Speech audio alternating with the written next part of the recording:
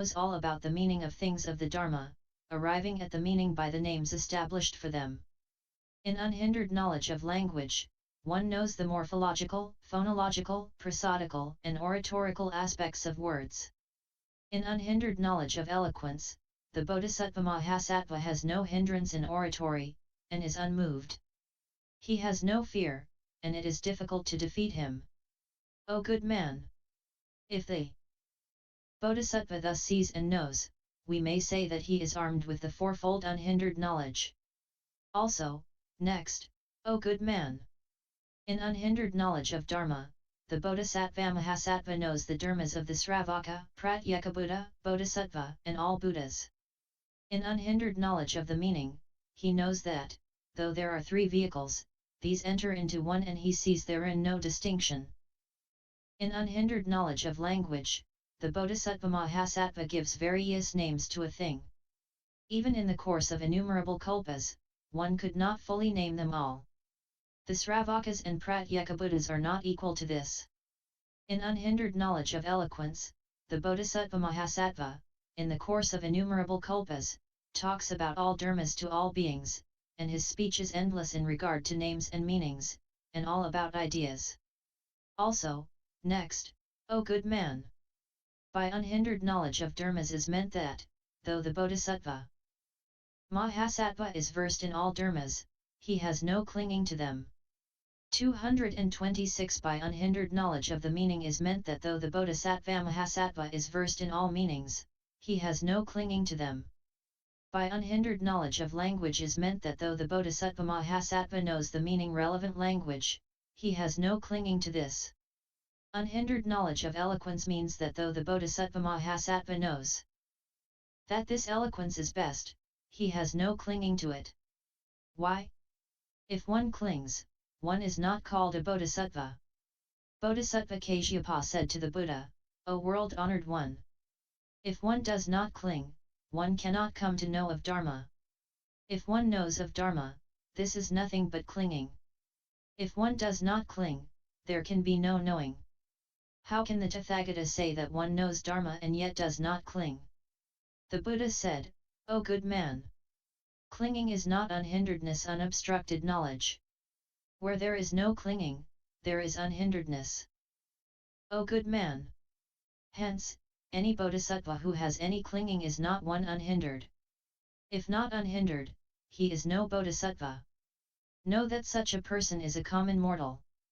Why do we say that clinging is of the common mortal? All common mortals cling to matter rupa. Body, form down to consciousness vijnana, the five skandhas are here meant. When one clings to matter, this clinging evokes a mind of greed. Because of greed, one gets bound up by matter down to consciousness. Because of such bondage, one cannot escape from the great suffering of birth, aging, illness, death, apprehension, and sorrow, nor from all the various kinds of defilement. Hence, due to his clinging, we call a person a common mortal. For this reason, no common mortal possesses the fourfold unhindered knowledge. O good man! The Bodhisattva Mahasattva has already, over innumerable asamkhyas of kalpas past, seen through the characteristics of all things. Through knowing, he knows the meaning. As he knows the characteristics of all things and the meanings, he does not cling to matter. The same with consciousness, too. With no clinging, the Bodhisattva does not have any greed for matter. Nor does he have greed for consciousness. Not having any greed, he is not bound by matter. Nor is he bound by consciousness. Because he is not bound, he can indeed become emancipated from birth, age, illness, death, the great sufferings of apprehension and sorrow, and all the defilements. For this reason, all bodhisattvas possess the fourfold unhindered knowledge. O good man! Hence, for the sake of my disciples, I have spoken in the 12 types of scripture about clinging and spoken of it as being bound by Mara. Without clinging, one becomes emancipated from Mara's hands. For example, in worldly life, one who has committed a sin crime gets chained up by the king. A person without sin cannot be taken prisoner by the king. It is the same with the Bodhisattva Mahasattva. A person possessed of clinging is bound up by Mara. One with no clinging is not bound up by Mara. Thus, the Bodhisattva Mahasattva has no clinging. Also, next, O good man, we say unhindered knowledge of Dharma. The Bodhisattva Mahasattva well upholds the words of Dharma and does not forget them. Upholding is like the actions of the earth, mountains, ice, clouds, man, and mother. The same is the case with all things. We say unhindered knowledge of the meaning. Now, the Bodhisattva may know the names of all things and yet not know the meaning. When one is unhindered in the meaning, one comes to know of the signification. How does one know of the signification? We say upholding like the earth. This is analogous to the way in which the earth supports all beings and non-beings. Hence, earth is referred to symbolize support. O good man! We say support of the mountains.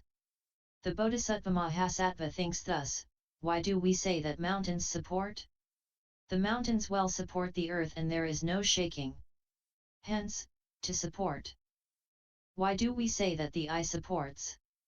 The eye well supports light. Hence, support. 227 Why do we say that clouds support? Clouds are called the air of the Nagas, Snakebings, dragons.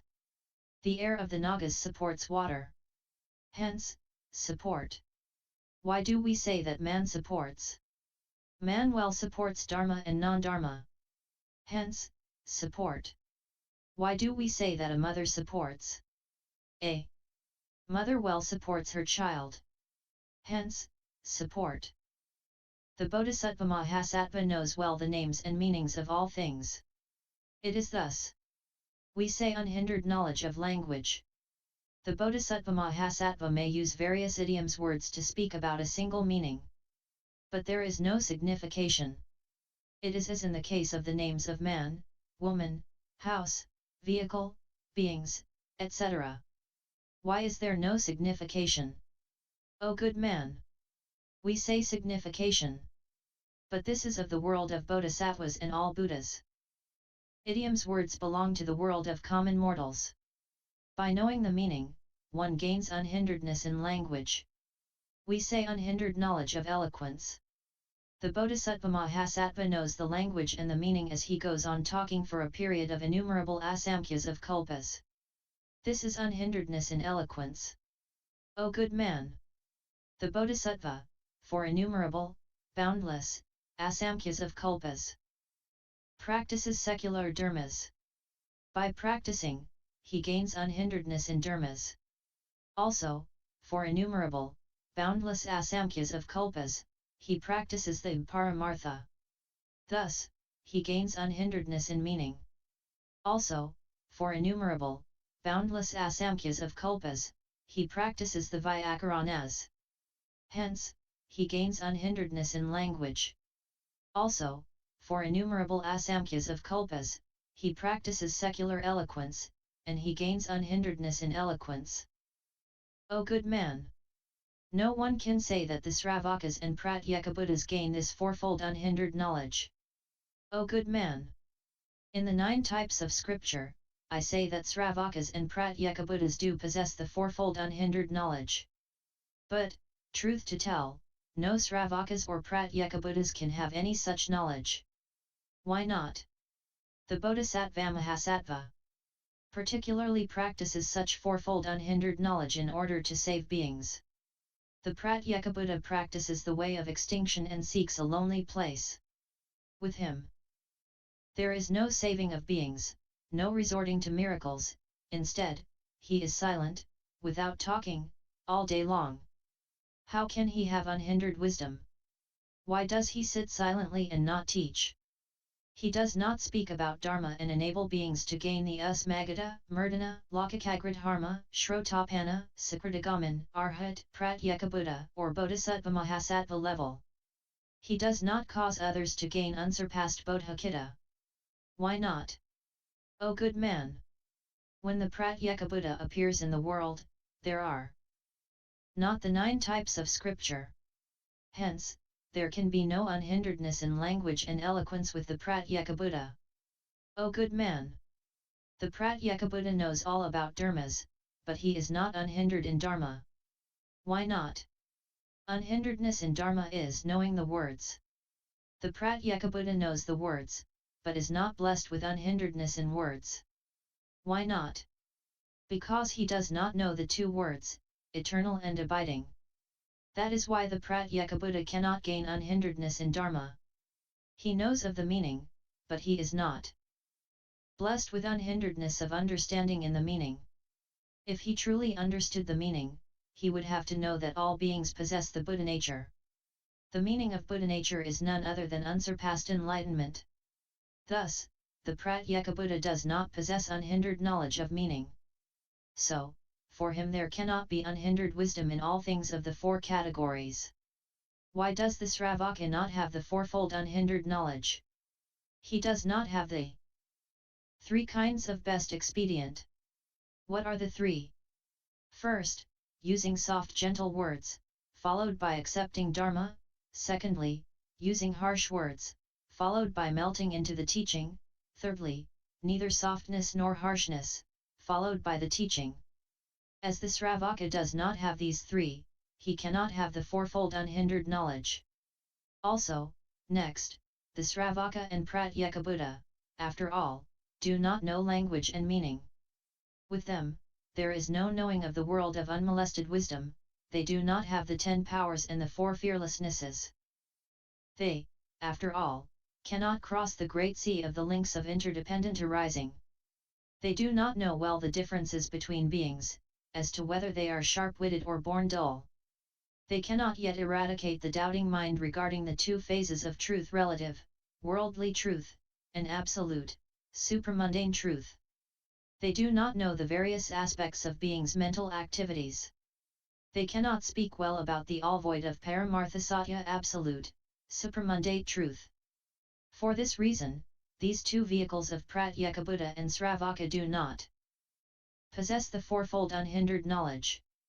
Bodhisattva Kashyapa said to the Buddha, O world-honored one!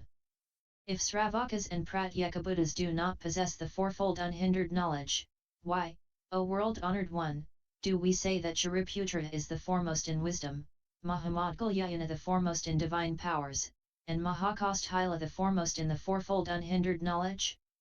If this is not the case, why do you say so? Then the world-honored one praised Kashyapa and said, Well said, well said. O good man! The Ganges, for example, contains an immeasurable volume of water. The great volume of water of the Indus cannot be known. The water of the Oxus, too, cannot be known.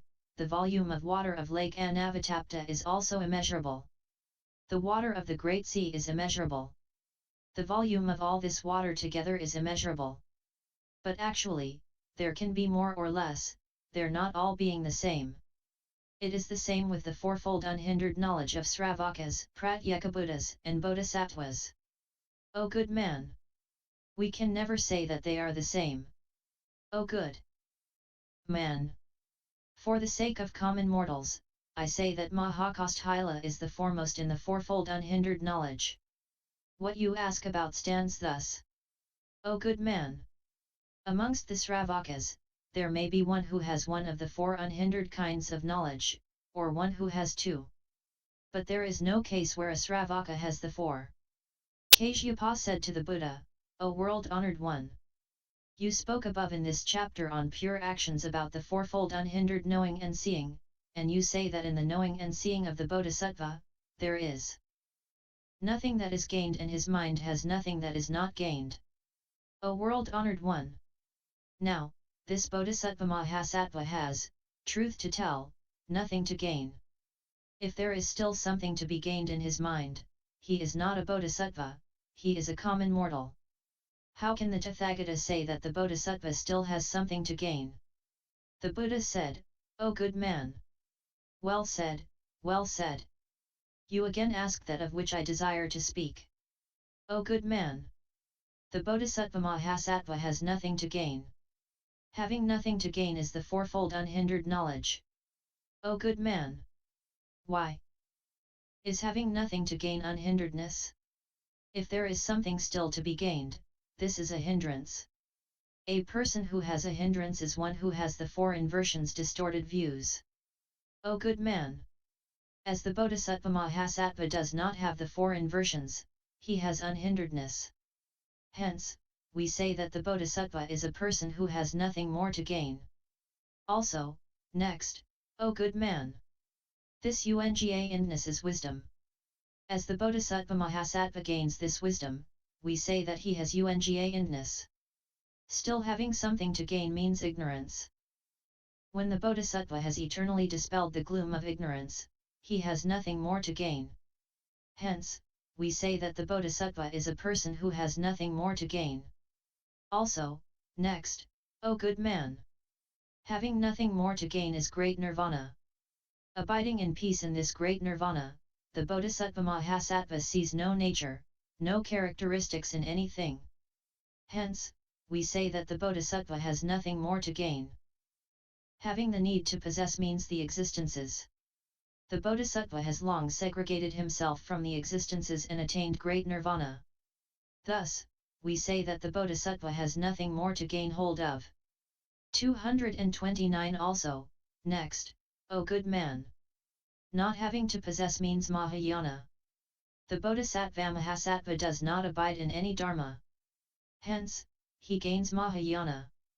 So, we say that the Bodhisattva has nothing more to gain. The need to possess is the path of the Sravaka and Pratyeka Buddha. The Bodhisattva has segregated himself from the paths of the two vehicles. Hence, he gains the Buddha way. So, we say that the Bodhisattva has nothing more to gain. Also, next, O good man! Having no need to possess anything is the Vipulya Sutra. When the Bodhisattva recites such a sutra, he gains great nirvana. Hence, we say that the Bodhisattva has nothing more to gain. The need to possess is the types of scripture. The Bodhisattva does not practice these, he exclusively expounds the Mahayana Vipulya Sutras. So, we say that the Bodhisattva does not need to gain anything. Also, next, O good man! Not having to gain anything is emptiness shunyata. In the world, when there is nothing there, we say empty. The Bodhisattva attains this emptiness samadhi meditative state. Because there is nothing to see. Hence, we say that the Bodhisattva has nothing to gain. The need to possess is the wheel of birth and death. As all common mortals repeat birth and death, they have things to see. The Bodhisattva has long segregated himself from all births and deaths. Hence, we say that the Bodhisattva has nothing more to gain. Also, next, O good man! Not to possess is the eternal, bliss, self, and the pure. When the Bodhisattva Mahasattva sees the Buddha nature, he gains the eternal, bliss, self, and the pure. Hence, we say that the Bodhisattva has nothing to gain.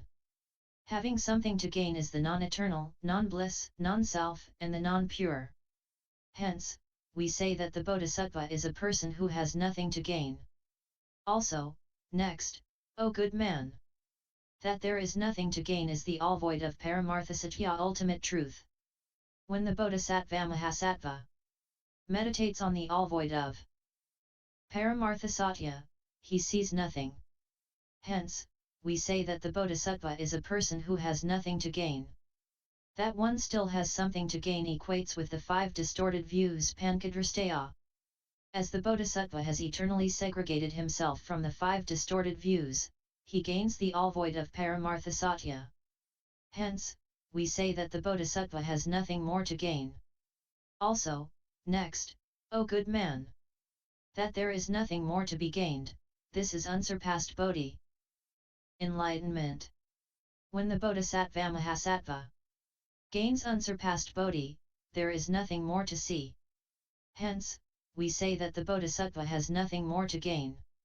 What still has more to be gained is the enlightenment of the Sravaka and Pratyeka Buddha. The Bodhisattva is eternally away from the enlightenment of the two vehicles. Hence, we say that the Bodhisattva has nothing more to gain. O good man! What you ask about has nothing more to gain. What I say, also has nothing more to gain. Any person who says that there is still a thing to be gained is one of Mara's kindred and not my disciple. Kashyapa said to the Buddha, O world-honored one.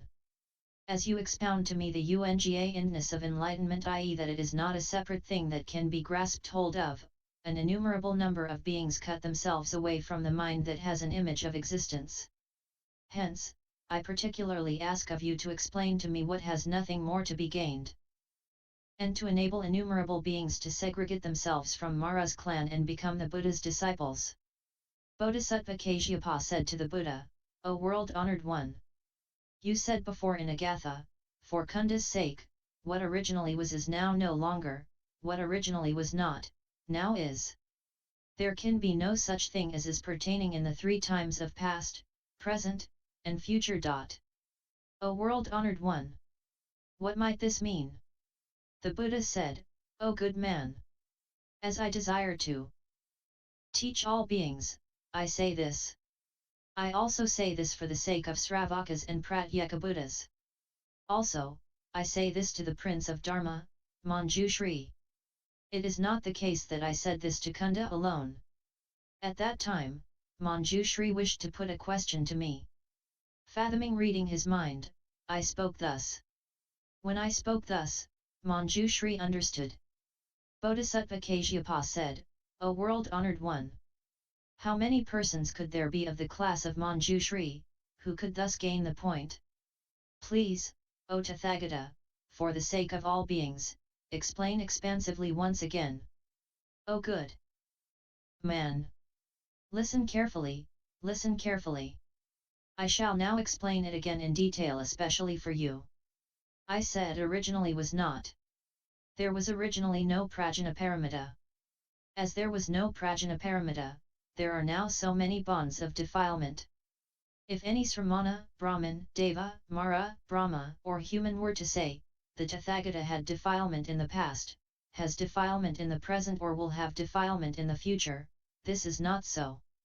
Also, next, O good man. I said originally was. In days gone by I had a body gained through the union of father and mother. And in consequence, I do not now have an adamantine dharma body, i.e. if the Buddha as Buddha had ever been produced by parents like an ordinary, mortal being, he would not now be able to have an adamantine dharma body. Precise meaning not clear here and in the following. I said, originally was not. I did not have the signs of perfection and the minor marks of excellence. As I did not have the signs of perfection and the minor marks of excellence, I now have the illnesses. If any Sramana, Brahman, Deva, Brahma, or human says, the Tathagata has had, all the way through past, present and future, the suffering of illness, this is not so. Also, next, O good man. I said, originally was. I once had the non-eternal, non-bliss, non-self, and the non-pure. As I had the non-eternal, non-bliss, non-self, and the non-pure, there is now no unsurpassed enlightenment. I said, originally was not. I did not see the Buddha nature. Not seeing it, there are the non-eternal, non-bliss, non-self, and the non-pure. If any Sramana, Brahman, Deva, Mara, Brahma, or human says, the Tathagata does not, throughout all the past, present and future, possess the eternal, bliss, self, and the pure, such can never be, i.e. this is an utterly untrue statement. Also, next, O good man. I said, originally was. Common mortals might have the idea of practicing penance and say that one thus arrives at unsurpassed enlightenment. For this reason, one cannot now crush out the four maras. I said, originally was not. That is to say that there were originally no 6 paramitas. Not having the 6 paramitas, the common mortal has the thought of practicing penance and says that he can attain unsurpassed enlightenment. A Sramana, Brahman, Deva, Mara, Brahma, or human might say, the Tathagata, all through the past, future and present, did penance. But such can never be stated. Also, next, O good man. I said, originally was. I had in the past a body sustained by various kinds of food. As I had a body supported by various kinds of food, I cannot have a boundless body now. Originally was not says that there were not the factors assisting towards enlightenment. As there were not the factors assisting towards enlightenment, there is now the body supported by various kinds of food. Some Sramana, Brahmin, Deva, Mara, Brahma, or human might say, the Tathagata, all through the past, future, and present, has a food-supported body. But such can never be truly stated. Also, next, O good man! I said, originally was, meaning that I originally had a mind that clung to all things. So, there cannot now be any samadhi of the ultimate void. 231 I said, originally was not, meaning that I did not originally have the true meaning of the middle path. And as I did not have the true meaning of the middle path, I now have clinging to all things. If any Sramana, Brahmin, Deva, Mara, Brahma, or human says, the Tathagata, all through past, future and present, has a body that has samsarically existed, this is not so. Also, next, O good man! I said, originally was. When I first attained this unsurpassed enlightenment, there were dull-headed Sravaka disciples. As I had dull-headed Sravaka disciples, I could not speak about the truth of the one vehicle. I said, originally was not. There was no sharp-witted elephant king such as Bodhisattva Kashyapa. As there was none sharp-witted like Kashyapa, I resorted to the expedient of the three vehicles, which I enlarged upon. If any Sramana, Brahmin, Deva, Mara, Brahma, or human says, the Tathagata has, all through the past, future, and present, preached the Dharma of the three vehicles, this is not so. Also, next, O good man! I said, originally was. I formerly said, in 3 months' time, I shall enter Parinirvana between the sal trees. That is why I cannot now preach the doctrine of the Great Vipulya Sutra, Mahaparinirvana. I said, originally was not, meaning that there were no such great bodhisattvas as Manjushri and the others. As there were not, we now say, the Tathagata is non-eternal. If any Sramana, Brahmin, Deva, Mara, Brahma, or human says, the Tathagata, all through the past, future and present, is non-eternal, this is not true. O good man! Although the Tathagata knows all things, he says that he does not know, because of all beings. He sees all things. But he says that he does not so see.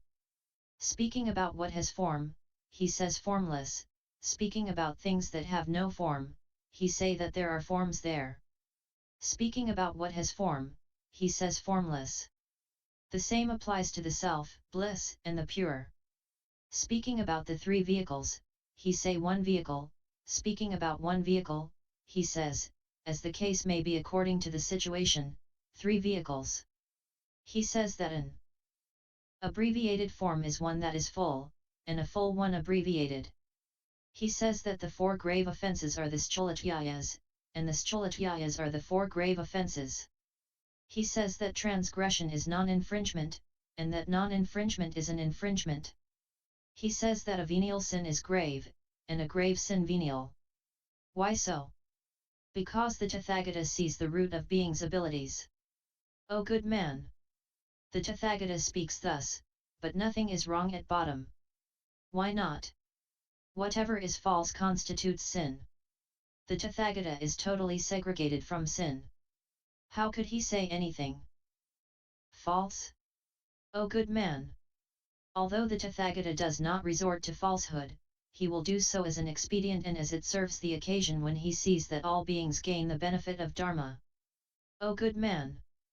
To the Tathagata, all worldly truths are Paramartha Satya. And he also enables beings to attain Paramartha Satya. If all beings did not attain Paramartha Satya, all Buddhas, to the end, would not speak of worldly truth. O good man! When the Tathagata at times speaks of worldly truth, beings say that the Tathagata is speaking about Paramartha Satya. When he at times speaks about Paramartha Satya, beings say that the Buddha is speaking about worldly truth. All of this comes from the deepest depths of the world of all Buddhas. This is not something that can be understood by Sravakas and Pratyeka Buddhas. O good man! For this reason, do not hastily contest and say that the Bodhisattva Mahasattva possesses nothing. The Bodhisattva always abides in Paramartha Satya.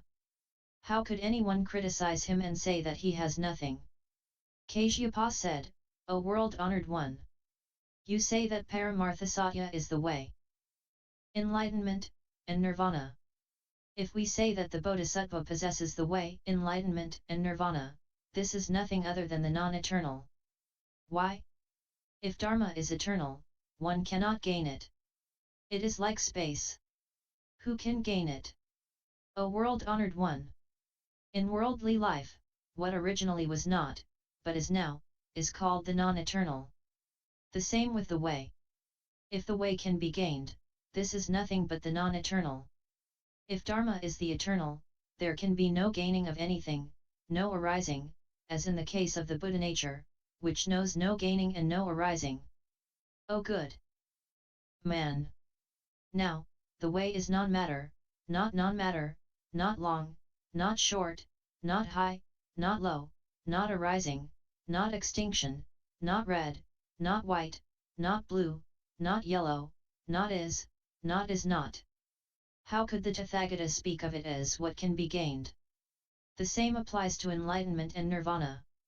The Buddha said, it is thus, it is thus. O good man! There are two kinds of way. One is eternal, and the other non-eternal. Enlightenment, too, is of two kinds. One is eternal, and the other non-eternal. The same applies to nirvana, too. What the Tirthakas say regarding the way relates to the non-eternal, what is said within Buddhism relates to the eternal. The enlightenment of the Sravaka and Pratyeka Buddha relates to the non-eternal. The enlightenment of all Buddhas and Bodhisattvas is the eternal. The emancipation of the Tirthakas is non-eternal, and that of the Buddhist is eternal. O good man! The way, enlightenment, and nirvana are all eternal. All beings are always overshadowed by innumerable defilements, and as they lack the eye of wisdom, they cannot see. But in order to see, all beings practice Shila morality, samadhi, meditative absorption, and wisdom. By practicing these, they see the way, enlightenment, and nirvana. The nature and characteristics of the way do not suffer from birth and death. Hence, it is hard to grasp. O good man! With the way, there is no color or form to be seen, nor any weight to be known. Yet there is its function. O good man! A being's mind is not long, not short, not coarse, not minute, not bound nor unbound, nor is it anything visible, but it still appears as though it were visible. Hence, I said to Siddhartha, O rich man!